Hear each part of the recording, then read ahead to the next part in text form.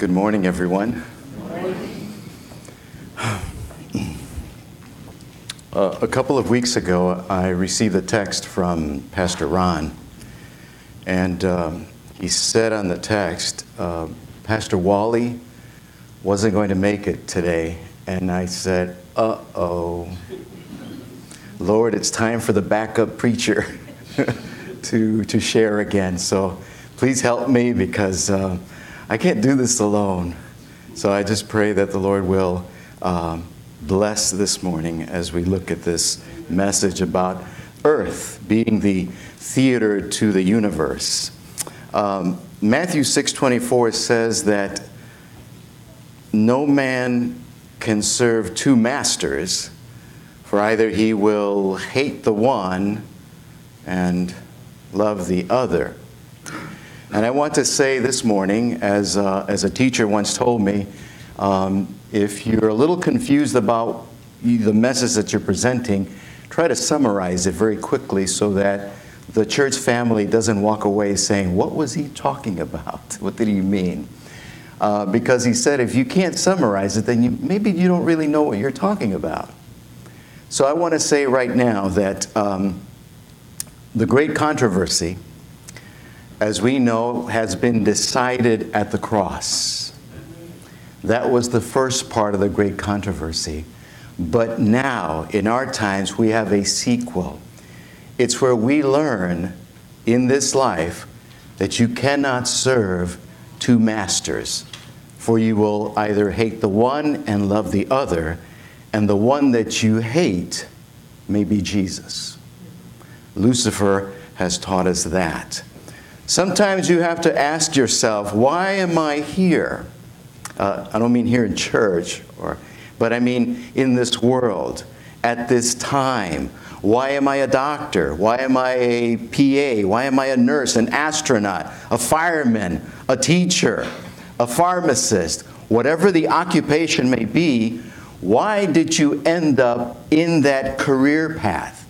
And most people say, well, it's because we made a choice somewhere in our lives to do that.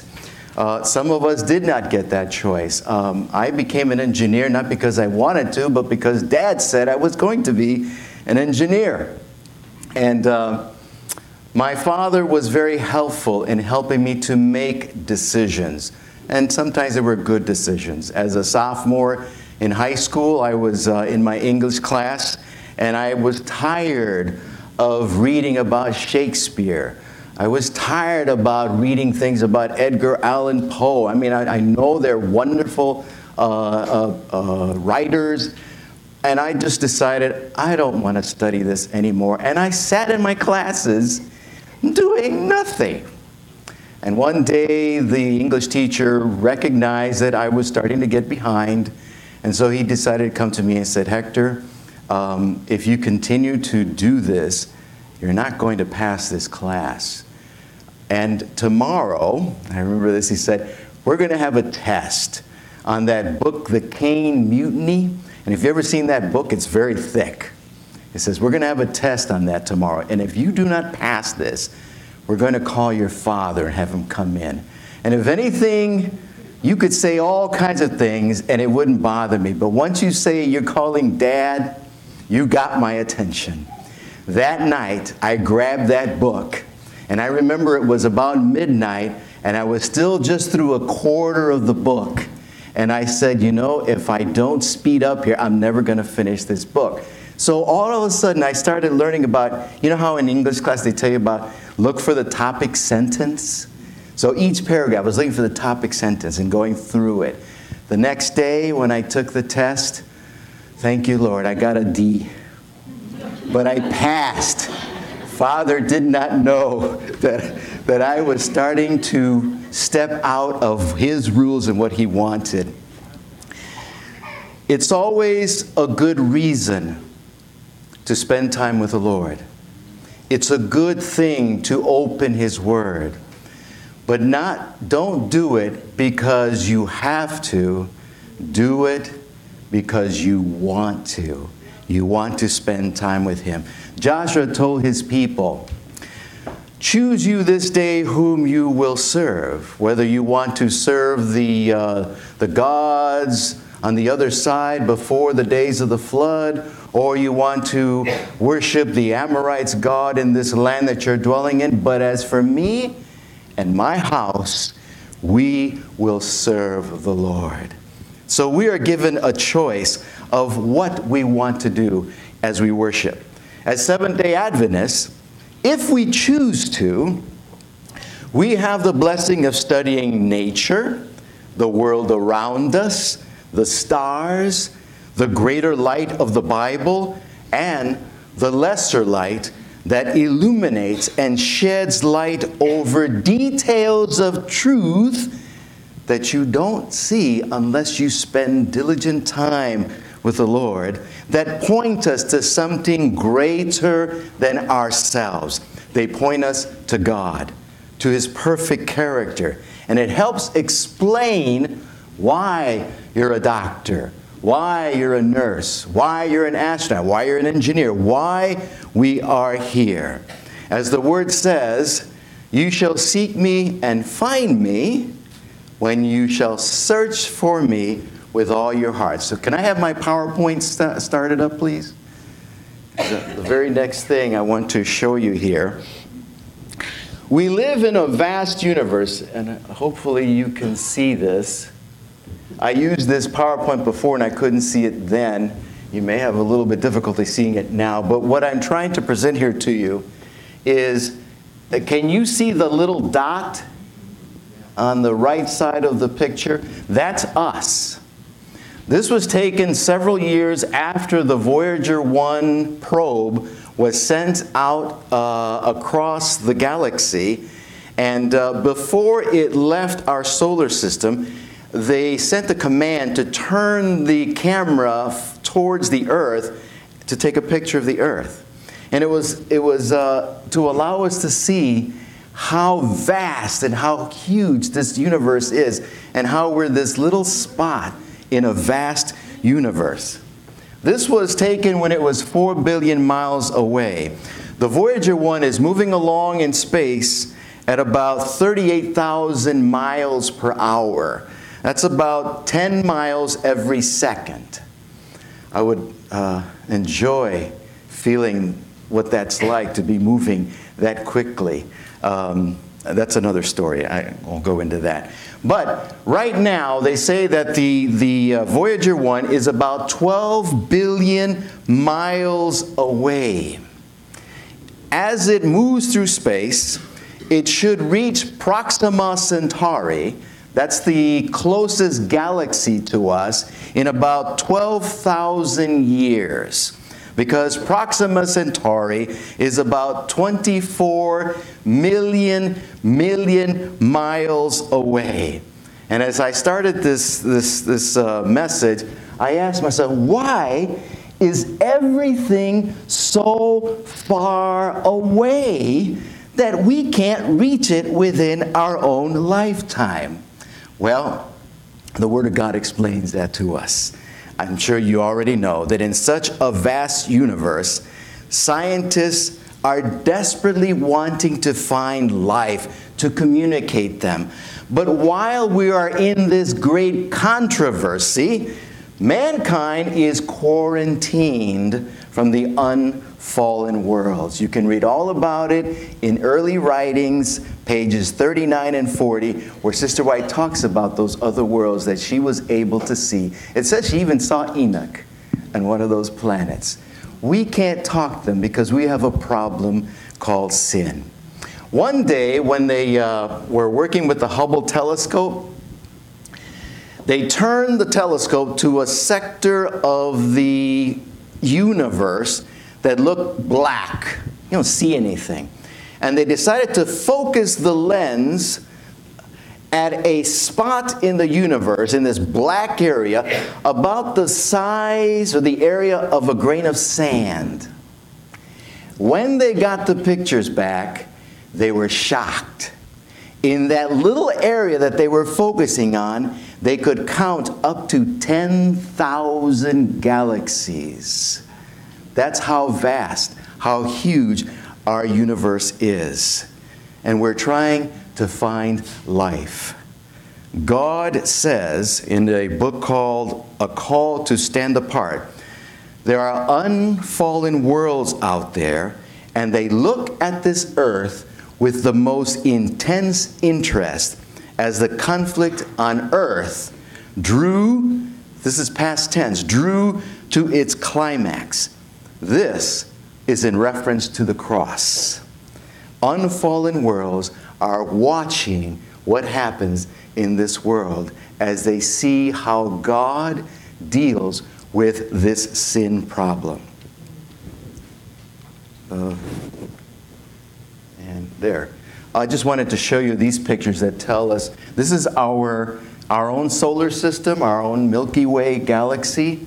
The little dot there is where we are. The expanse of the galaxy is about 100,000. Is that what it says? Light years? Which is 100,000 times 6 million miles across. And then in this next picture, it may be even harder to see. I hate this thing. There. This might be difficult to see. The point I'm trying to bring out here is that the observable universe is understood by scientists from their analyses that it's probably 93 billion light years wide, and it's continually growing. And this is the observable universe. There's more to the universe beyond what we can see. Okay? The worlds, the unfallen worlds, they know... Hello? Okay. The unfallen worlds, they know just as well as we do from John 1:1 that in the beginning was the Word, and the Word was God, and the Word was with God. Okay? But the story of redemption, and I'll just take just a few clips from it, it says that Lucifer in heaven, before his rebellion, was a high and exalted angel, next in honor to God's dear Son. You and I would enjoy spending time with Lucifer back then. He was amazing. His countenance was like those of other angels, was mild and expressive of happiness. And this, as I read this, it was kind of telling me, Hector, this is what you should look like when people see you. To be nice and kind, expressive. Maritza has taught me the think principle. Is it truthful? Is it helpful? Is it, see, I have to continue to keep going over this. Is it inspirational? Is it help? Thoughtful, nice, or something? Or is it kind? These are lessons that I'm learning. Lucifer knew all of these things back then. It says that his forehead was high and broad. It showed a powerful intellect. His form was perfect. His bearing noble and majestic. He was a powerful yet a kind being. He reminded you of Jesus. There was a special light that beamed in his countenance, and it shone around him brighter and more beautiful than around the other angels.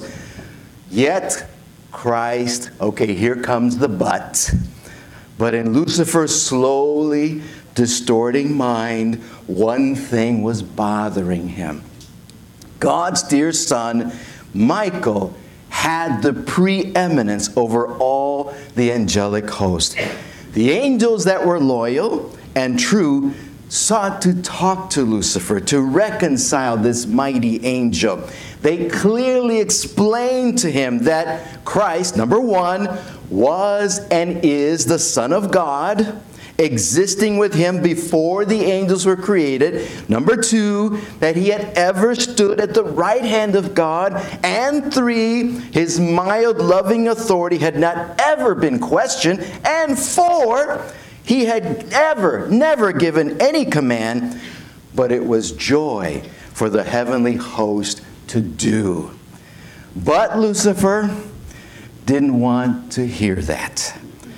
The truth was no longer relevant to him Because you see, when you serve two masters, you will either love the one or hate the other.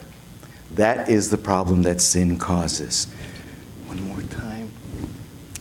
In his scheming delirium, because that's what I see sin doing to humanity, in our delirium, Lucifer says, I will ascend above the clouds. I will become like the Most High. But instead, there was war in heaven. The Son of God, the Prince of Heaven, and his loyal angels engaged in conflict with the arch-rebel and those who united with him. And here, in his mercy, God, Christ, entered the conflict not as God, because who can fight with God and win? No, he came as Michael. Angels in heaven then mourned the fate of those who had been their companions in happiness and bliss. Their loss was felt in heaven. And after his banishment from heaven, Satan stood in amazement at his new condition. His happiness was gone. He looked upon the angels who with him were once so happy, but who had been expelled from heaven with him. I remembered my days when I was a laundromat custodian, a janitor, I guess is what else they call it. But I liked my job. I was earning $1 per hour, taking care of the machines and mopping the floor. And always, Joe, I couldn't look at you as you wore the cape. I was going to start laughing watching with that cape. But you remind me of those days when I would feel like the hero whenever the mothers would come to the laundromat and they're putting too much soap in the machines and all this soap is going all over the place. Well, Hector would come to the rescue with his Stay Puft lotion or whatever, pour it in the machines and clear everything. And everyone's, oh, thank you so much. I felt so good, you know. I was a hero. But then one day, one of the other things that I did there was to always carry change. I had like $20 in quarters that I would have for people who would come because they always brought their dollar bills, and I would be the one to give them the change. They keep stealing our change machine in the laundromat, so they decided to forget about the machine. And so one day I forgot my quarters. I didn't know where, but when I went to the laundromat, because I used to live upstairs of the laundromat, and I went down. When I went to the back, these young, they're called the Latin Kings in Chicago. This gang of young guys, Puerto Ricans, of course, they had broken into the back room and they were stealing all the soda pop. And when they saw me, of course I'm nobody, you know, they saw me, they like froze, and they threw the cans and they took off and ran off. And so my heart was racing. And so I'm like, oh, okay, I didn't have to get beat up there. But then as I thought about it, I remembered the change. And you know, if they're taking soda pop, they're definitely going to take the money, okay? And so all of a sudden, I totally forgot everything, and I just ran after these guys, and they had gone into a Spanish store over a couple of blocks away, and I went right in the store, and I stopped there, and I said, look, you could take all the soda pop you want, but the money, the quarters that I had there, you cannot have that, because if you take it, I have to cover for that money with my own pay. And I only make $1 an hour. I was only making like $20 a week, while working there.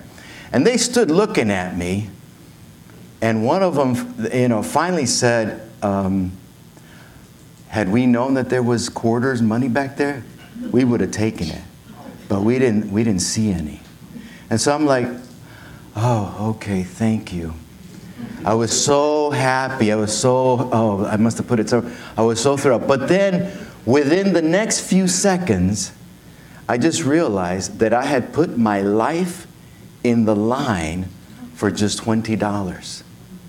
And so as I backed away, thank you very much. I'm gonna go back to the laundromat now. But my point here is that as Lucifer was contemplating his condition, he remembered those days when he was so full of joy and happiness, and how now there was nothing but sadness. The hour for joyful, happy songs of praise to God and His dear Son, the time had come. Satan had led the heavenly choir. He had raised the first note. Then all the angelic hosts united with him, and glorious sounds of music had resounded through heaven in honor of God and His dear Son. But now, instead of strains of sweetest music, discord and angry words falls upon the ear of this great rebel leader. For a moment, you feel sorry for him. Satan is then cast into Tartaru, into darkness, and from that place of darkness without form and void, God creates the earth. The theater to the universe is created. It was decided in heaven's council for angels to come and visit Eden and warn Adam that he was in danger from a great foe. 2 angels sped on their way to visit our first parents. I wish I was there. I mean, this is so exciting to me. The holy pair received them with joyful innocence, expressing their thanks, their grateful thanks to their Creator for surrounding them with such blessings from His bounty. In this theater on earth, man was to play a special role. God knew that in any conflict or disagreement of thought between 2 people, 2 groups, 2 parties, you must have a third party. That was man. But they were warned. They had to be careful. One of the other 2 parties involved had no problem using lies, deception to get his way. They told Adam and Eve Satan purposed to do them harm, and it was necessary for them to be guarded. They would come in contact with a powerful fallen foe, but he could not harm them while they yielded obedience to God's command. And dear people, that is our secret for us today. A life full of freedom and void of sin is powerful, a powerful witness for those, because that's when we show that we yield obedience to God and to God alone. If necessary, every angel from heaven would come to their help rather than that he should do any harm to them. But if they disobeyed God, the command of God, then Satan would have power to ever annoy and to trouble them. Sadly, we know the story. Lift him up, August 27 says that man fell, and this fallen world is the battlefield for the greatest conflict the heavenly universe and earthly powers have ever witnessed. It was appointed as the theater on which would be fought the grand struggle between good and evil. And in this theater of the great controversy, how in the world will man, who is tainted with sin, he is weak, he now looks more like Satan than he does Jesus, how in the world are they going to be able to show that God's justice is vindicated? The unfallen worlds, they look in awe at you and I. At you and I. Because man, a fallen sinner, subject to selfishness and sin, he becomes an even greater vessel to proclaim God's wisdom, to vindicate His character, and to demonstrate that God's law is a law of love. Who could have imagined a better sequel to the cross than to see Jesus reflected in the lives of those who once were sinners? God be praised. Patriarchs and, the antediluvians, we know that were designed to live for a long time. But during that time frame, the Bible tells us that although they lived longer, they only sinned faster. And sin went amok during that time to the point that God had to allow the flood in order for his plan of redemption to be given an opportunity to work. And then, and praise be the Lord, the one that Satan says, why should I obey him? We have to give him all the honor and the glory. Well, then he comes to this earth. He puts aside his divinity. He comes to Satan's grounds. He lives a humble, sinless life in this dark world, subject to everything Satan can throw against him, and he becomes the Lamb slain from the foundation of the world. And not only that, he makes a way of escape for you and I, to simply follow him, to look at his word, to know that he loves you and he wants to have a relationship with you. Because the entire universe saw what Satan was really all about, he was banned from heaven, never more to enter there. And so then, what does Jesus do? He becomes our high priest. He connects heaven with earth with us so that the Holy Spirit can come down and strengthen and renew our hearts and our minds so that we can slowly, step by step, learn to trust in Him and in His Word. He makes a way of escape for us. Praise be to Him. And then,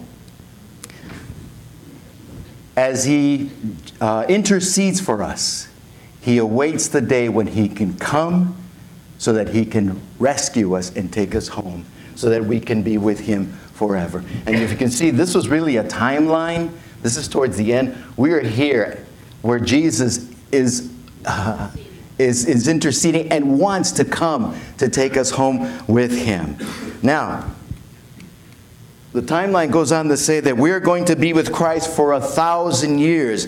And we are going to have the opportunity to see everything that God has done for us and is doing for us since the beginning of time to the very end when He comes to take us. Satan, unfortunately, that black dot there is supposedly where Satan is. He's going to be in a pit for 1,000 years to think over the things that he has done for so long. But after the 1,000 years are done, Jesus will come. We will all return with Him to the earth. The white throne judgment will be held for the wicked, and an end of sin will be made. And after that is where Jesus will recreate the earth, and He will live with His children forever.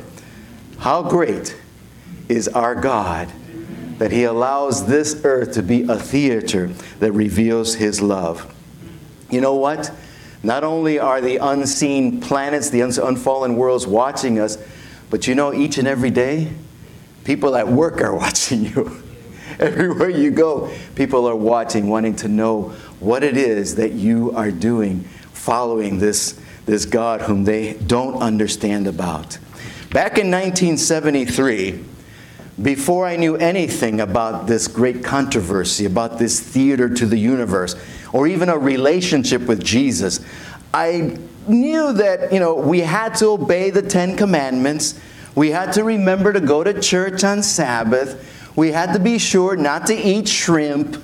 And I was starting my freshman year. I was going to go to IIT. My dad told me, again, you're going to be an engineer.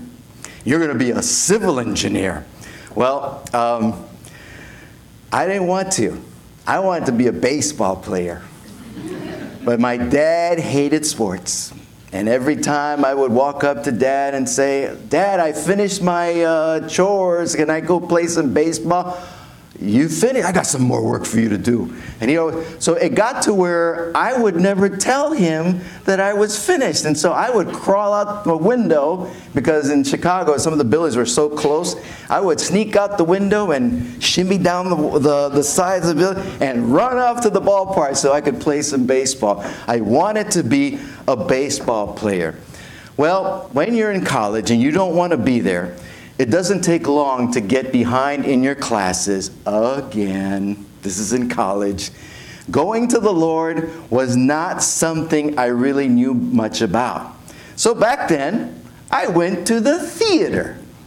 I saw every episode of Planet of the Apes so many times. I saw Gone with the Wind. That is one long movie, okay? And then a martial arts film burst on the scene that became an international phenomenon.